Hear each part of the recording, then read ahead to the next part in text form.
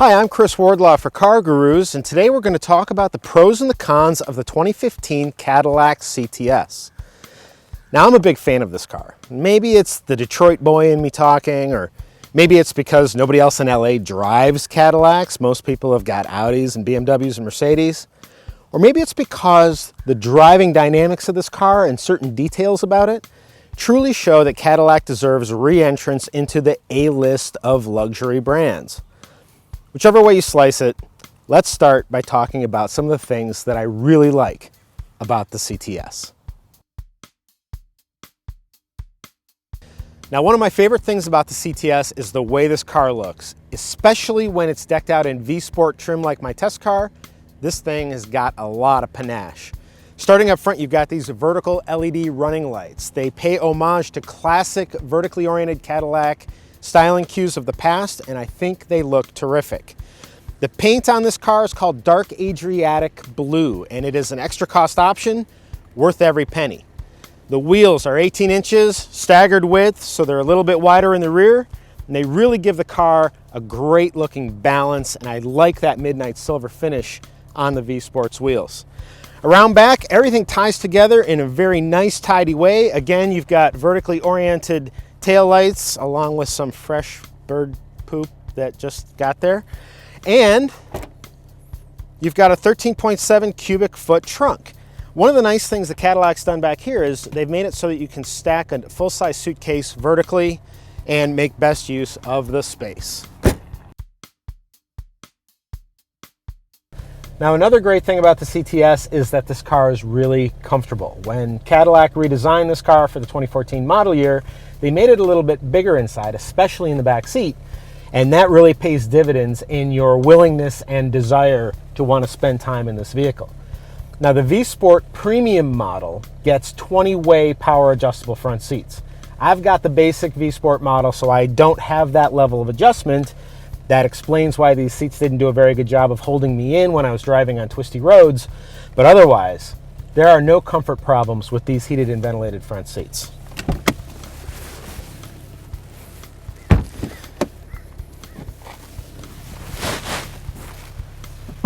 Now, more significantly, with the last redesign, the CTS's back seat grew substantially in terms of its size, legroom, knee room, and the ability to get in and out of the vehicle easily. This is now a true mid-size luxury sports sedan, every ounce the competitor to an Audi A6, a BMW 5 Series, and a Mercedes E-Class. The V-Sport's got a 420 horsepower, twin-turbo, 3.6-liter V6 engine, and there's 60 miles an hour. Cadillac says it takes about 4.4 seconds to hit that speed, and this is a quick car. Overall, I think it's a spectacular powertrain. Now, there is a system in here that allows you to change between different driving modes. There's a tour mode, a sport mode, and believe it or not, there's a track mode. Now, you might laugh and think, track mode? Why does this car need a track mode? Well, I'll tell you from my experience driving on some of my favorite roads in our local mountains, you can't explore the limits of this car safely on a traditional standard public two-lane road. This is every ounce a competitor to the best that Germany has to offer.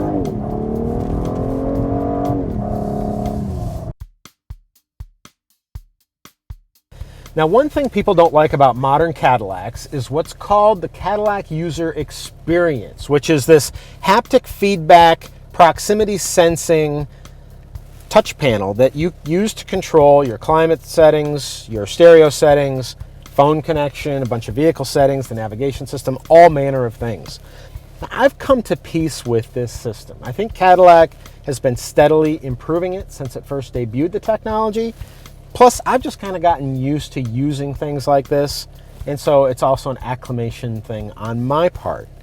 But I will say that even though I find it easier to use than ever, I still really want something like a volume knob instead of this touch slider that is often very inconsistent in terms of how it increases or decreases volume. And that's just an example. There's one other thing on this touch panel that makes me insane, okay? This car's got heated and ventilated front seats.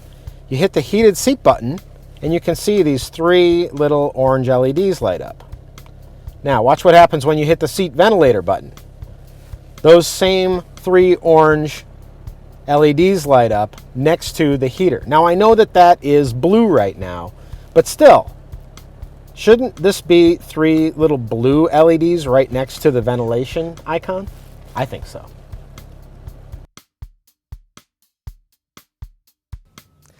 Now, another issue that I have with the CTS is the matter of price. Now, I'm talking about the base model of the car, which starts at just over $46,000.